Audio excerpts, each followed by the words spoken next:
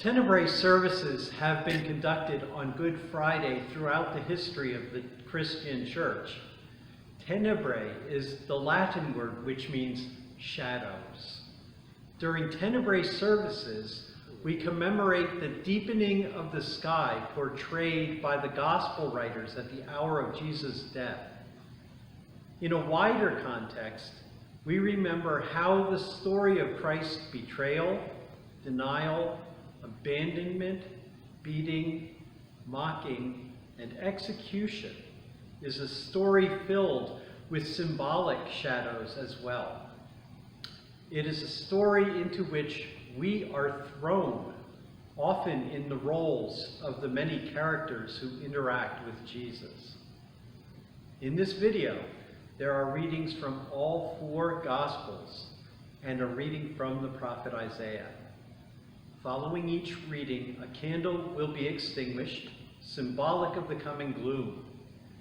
If you wish, you may even watch the video in a darkened room.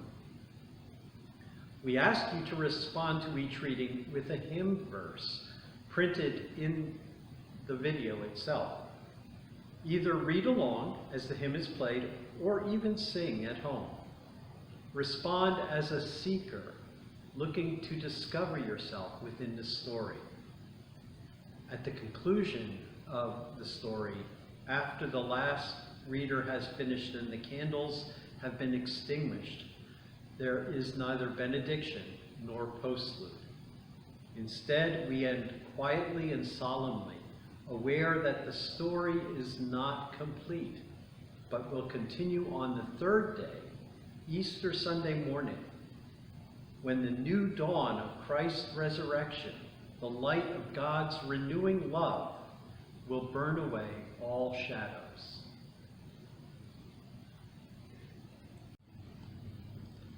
Almighty and most powerful God, your throne is eternal and your justice is beyond question. Tonight, in the light of a few candles, we remember how great your love for us is, how far your mercy needs to come, how much we need your grace.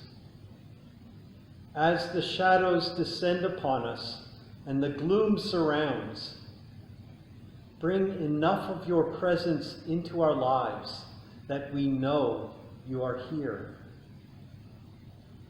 And as we all face our own great nights of loss, perplexity, and suffering, remind us always of the new life you bring in unexpected ways. We pray in our Savior, Jesus Christ. Amen. We come to worship as the people of the story. Where is Judas, the slave of self-interest?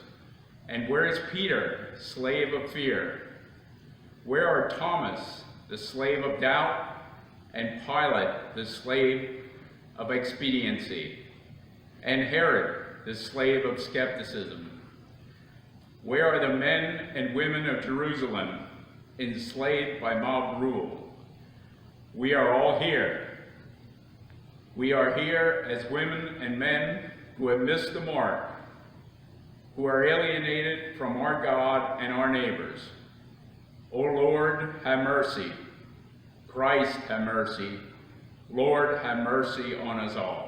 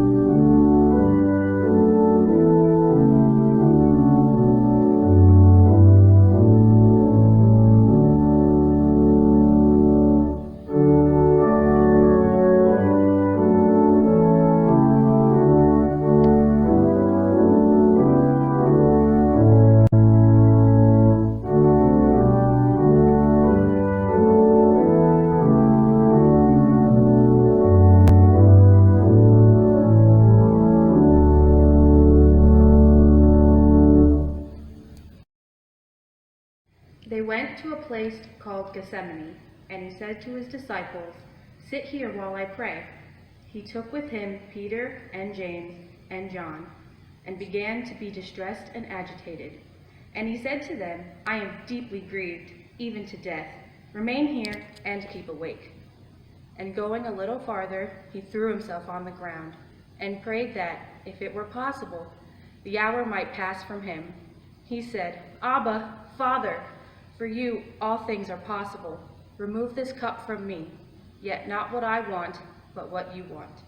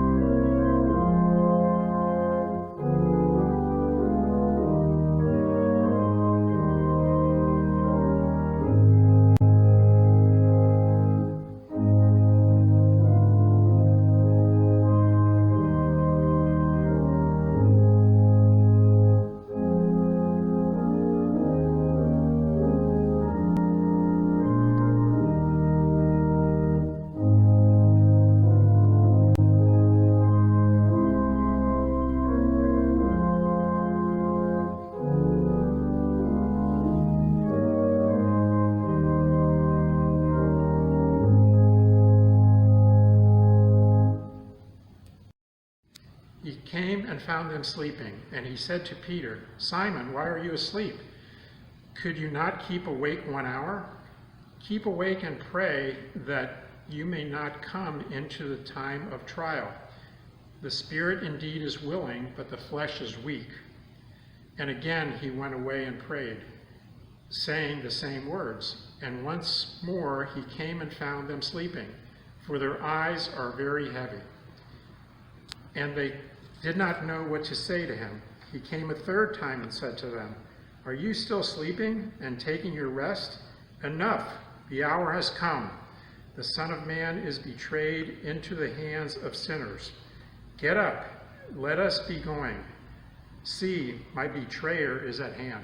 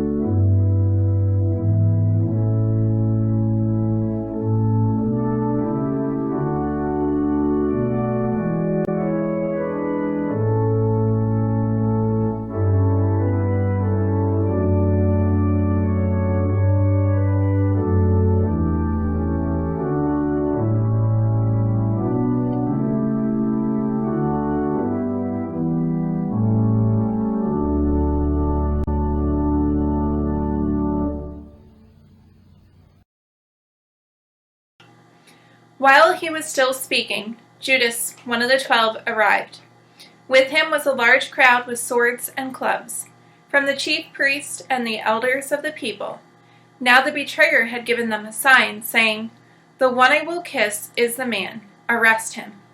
At once he came up to Jesus and said, "Greetings, Rabbi," and kissed him. Jesus said to him, "Friend, do what you are here to do." Then they came and laid hands on Jesus and arrested him.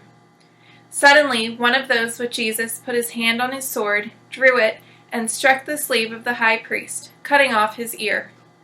Then Jesus said to him, "Put your sword back into its place, for all who take the sword will perish by the sword. Do you think that I cannot appeal to my Father, and he will at once send me more than 12 legions of angels? But how then would the scriptures be fulfilled, which say it must happen in this way?" At the hour Jesus said to the crowds, "Have you come out with swords and clubs to arrest me, as though I were a bandit? Day after day I sat in the temple teaching, and you did not arrest me. But all this has taken place so that the scriptures of the prophets may be fulfilled." Then all the disciples deserted him and fled.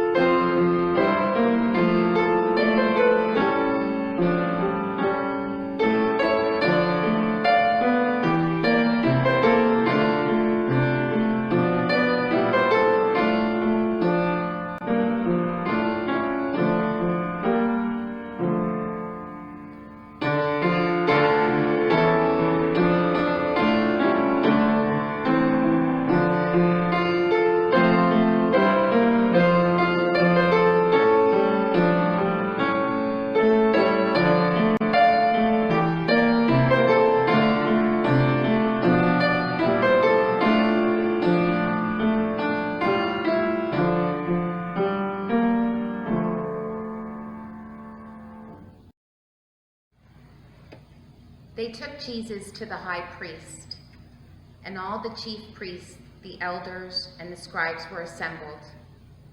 Peter had followed him at a distance, right into the courtyard of the high priest, and he was sitting with the guards, warming himself at the fire.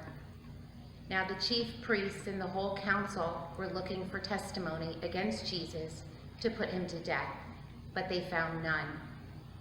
For many gave false testimony against him, and their testimony did not agree. Some stood up and gave false testimony against him, saying, "We heard him say, 'I will destroy this temple that is made with hands, and in 3 days I will build another, not made with hands.' But even on this point their testimony did not agree. Then the high priest stood up before them and asked Jesus, 'Have you no answer? What is it that they testify against you?' But he was silent and did not answer. Again the high priest asked him, 'Are you the Messiah, Son of the Blessed One?' Jesus said, 'I am. And you will see the Son of Man seated at the right hand of the power and coming with the clouds of heaven.' Then the high priest tore his clothes and said, 'Why do we still need witnesses? You have heard his blasphemy. What is your decision?' All of them condemned him as deserving death. Some began to spit on him, to blindfold him, and to strike him, saying to him, 'Prophesy.' The guards also took him over and they beat him.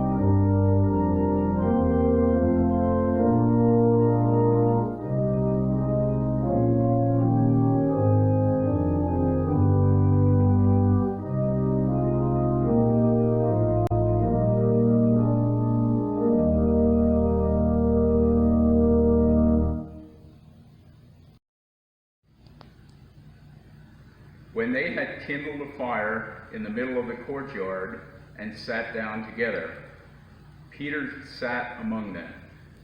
Then a servant girl, seeing him in the firelight, stared at him and said, "This man also was with him." But he denied it, saying, "Woman, I do not know him." A little later, someone else, on seeing him, said, "You also are one of them." But Peter said, "Man, I am not." Then about an hour later, yet another kept insisting, "Surely this man also was with him, for he is a Galilean." But Peter said, "Man, I do not know what you are talking about." At that moment, while he was still speaking, the cock crowed. The Lord turned and looked at Peter. Then Peter, remembering the word of the Lord, how he had said to him, "Before the cock crows today, you will deny me 3 times," and he went out and wept bitterly.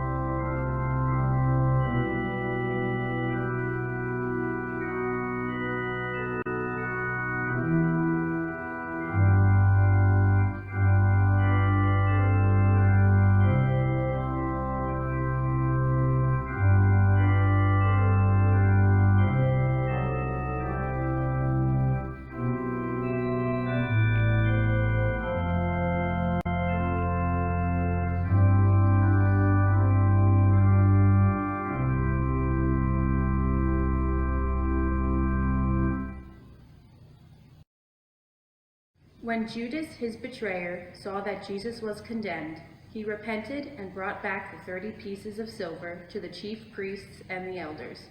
He said, "I have sinned by betraying innocent blood." But they said, "What is that to us? See to it yourself."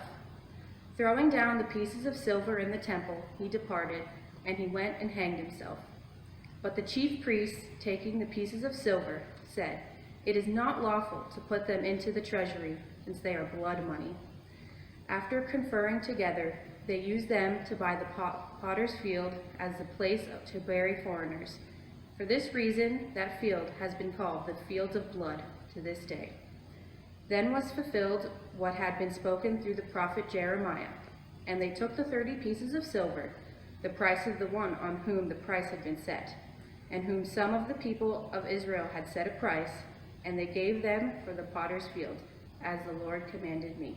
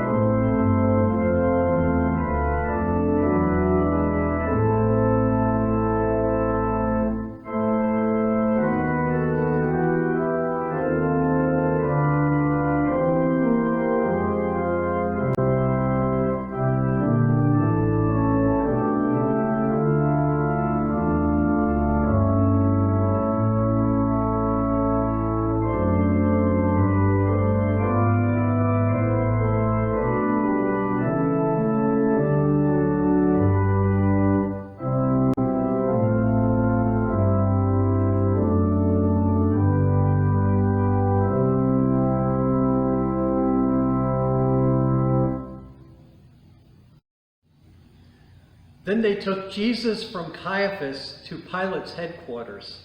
It was early in the morning. They themselves did not enter the headquarters so as to avoid ritual defilement, to be able to eat the Passover. So Pilate went out to them and said, "What accusation do you bring against this man?" They answered, "If this man were not a criminal, we would not have handed him over to you." Pilate said to them, "Take him yourselves. Judge him according to your law." The Jewish leaders replied, "We are not permitted to put anyone to death." This was to fulfill what Jesus had said when he indicated the kind of death he was to die. Then Pilate entered the headquarters again, summoned Jesus, and asked him, "Are you the king of the Jews?" Jesus answered, "Do you ask this on your own, or did others tell you about me?" Pilate replied, "I am not Jewish, am I? Your own nation and the chief priests have handed you over to me. What have you done?" Jesus answered, "My kingdom is not from this world. If my kingdom were from this world, my followers would be fighting to keep me from being handed over. But as it is, my kingdom is not from here." Pilate asked him, "So, you are a king?" Jesus answered, "You say that I am a king. For this I was born, and for this I came into the world, to testify to the truth. Everyone who belongs to the truth listens to my voice." Pilate asked him, "What is truth?"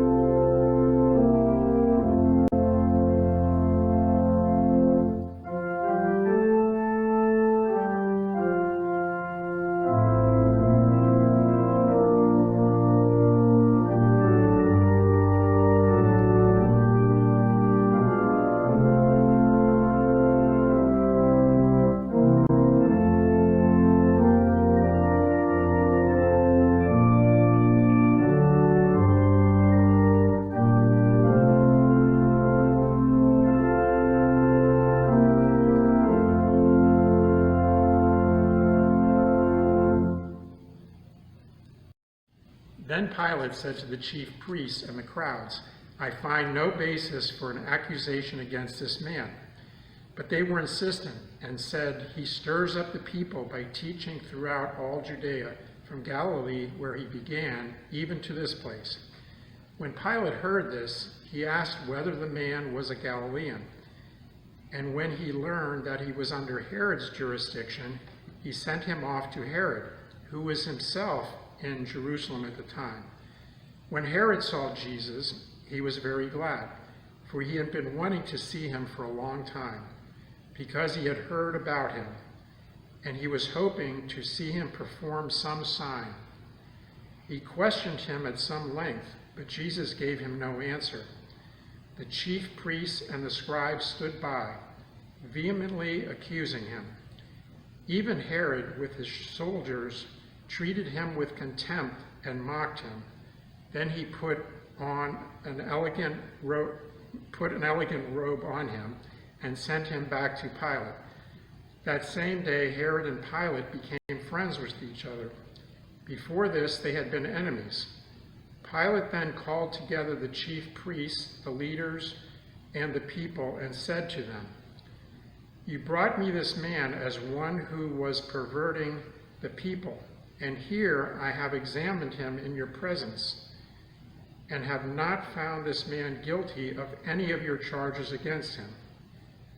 Neither has Herod, for he sent him back to us. Indeed, he has done nothing to deserve death."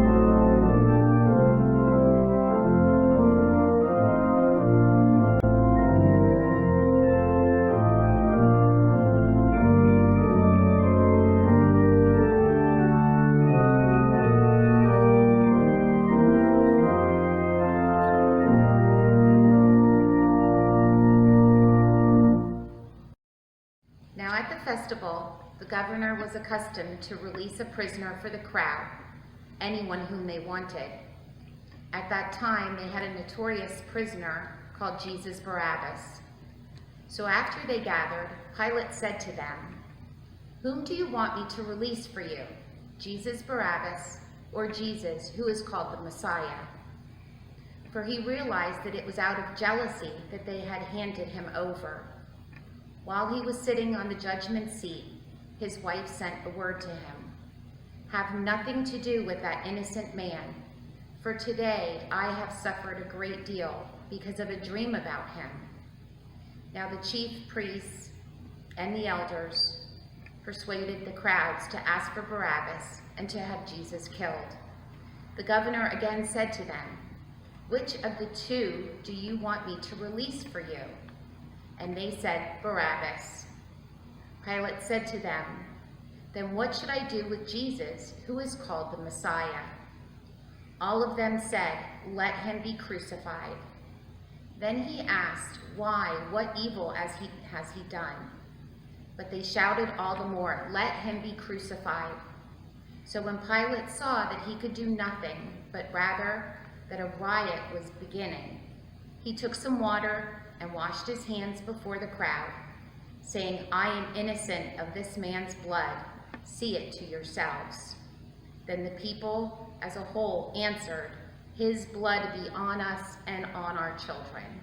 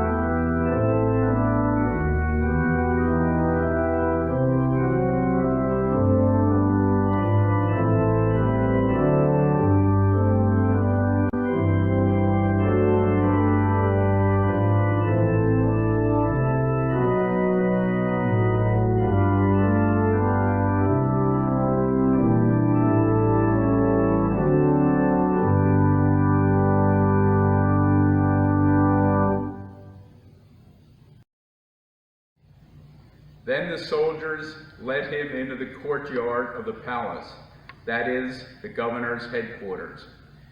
And they called together the whole cohort, and they clothed him in a purple cloak. And after twisting some thorns into a crown, they put it on him, and they began saluting him. "Hail, King of the Jews!" They struck his head with a reed, spat on him, and knelt down in homage to him.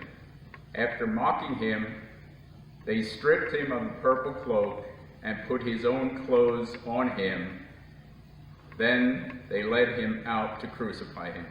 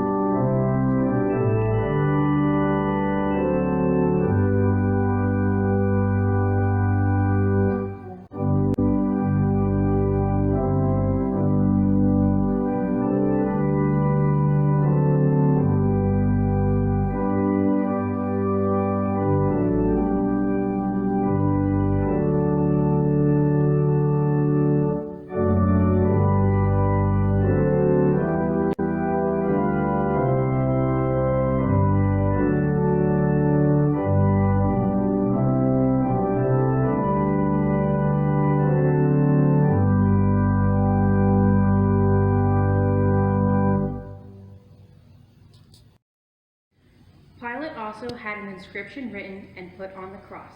It read, "Jesus of Nazareth, the King of the Jews."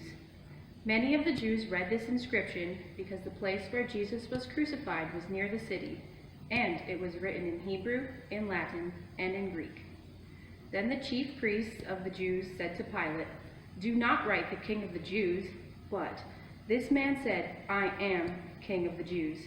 Pilate answered, "What I have written, I have written."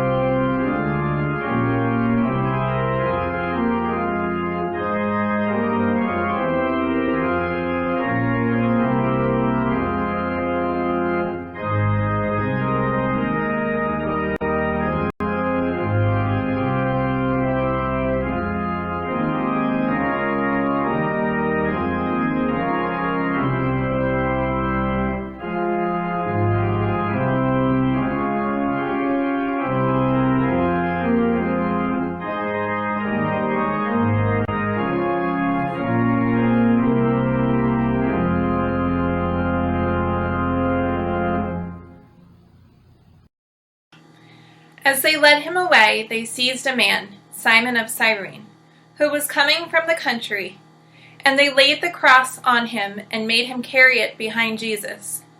A great number of the people followed him, and among them were women who were beating their breasts and wailing for him. But Jesus turned to them and said, "Daughters of Jerusalem, do not weep for me, but weep for yourselves and for your children. For the days are surely coming when they will say, 'Blessed are the barren and the wombs that never bore, and the breasts that never nursed.' Then they will begin to say to the mountains, 'Fall on us,' and to the hills, 'Cover us.' For if they do this when the wood is green, what will happen when it is dry?"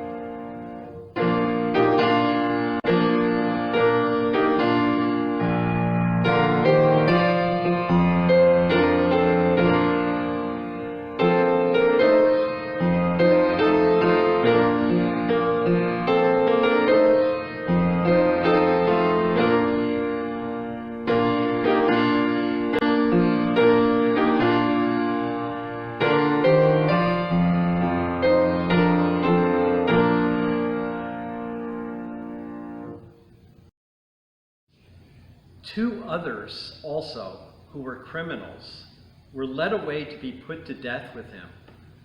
When they came to the place that is called the Skull, they crucified Jesus there with the criminals, one on his right and one on his left.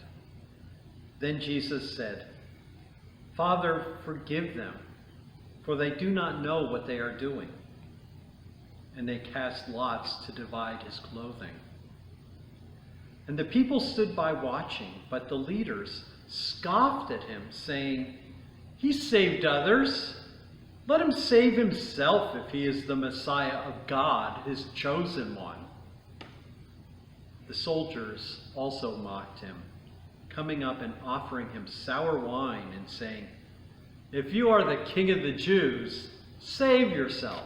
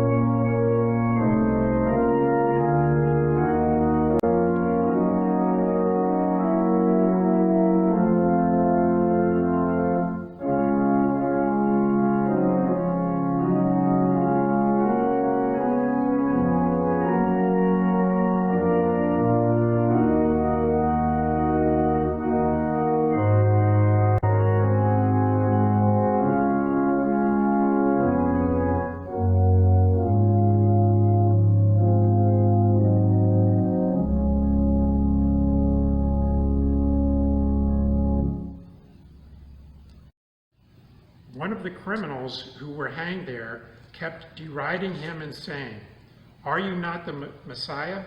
Save yourself and us." But the other rebuked him, saying, "Do you not fear God, since you are under the same sentence of condemnation? And we indeed have been condemned justly, for we are getting what we deserve for our deeds. But this man has done nothing wrong." Then he said, "Jesus, remember me when you come into your kingdom." Jesus replied, "Truly I tell you, today you will be with me in paradise."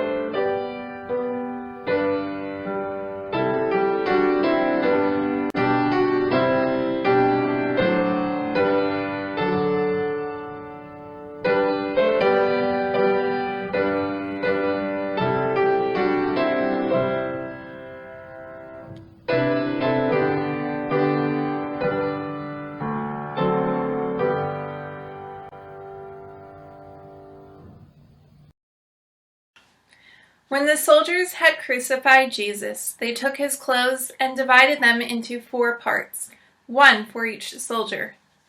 They also took his tunic. Now the tunic was seamless, woven in one piece from the top. So they said to one another, "Let us not tear it, but cast lots for it to see who will get it." This was to fulfill what the scripture says. "They divided my clothes among themselves, and for my clothing they cast lots." And that is what the soldiers did. Meanwhile, standing near the cross of Jesus were his mother and his mother's sister, Mary, the wife of Clopas, and Mary Magdalene. When Jesus saw his mother and the disciples whom he loved standing beside her, he said to his mother, "Woman, here is your son." Then he said to the disciple, "Here is your mother." And from that hour the disciple took her into his own home.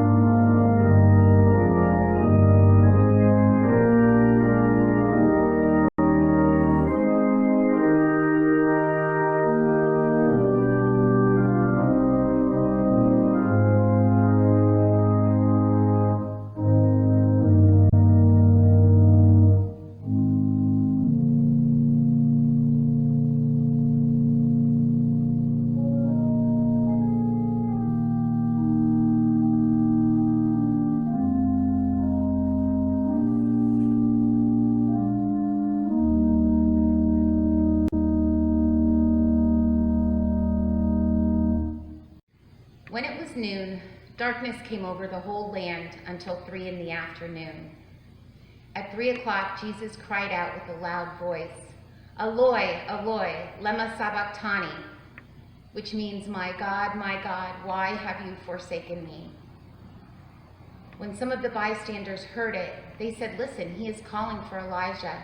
And someone ran, filled a sponge with sour wine, put it on a stick, and gave it to him to drink, saying, "Wait, let us see whether Elijah will come to take him down."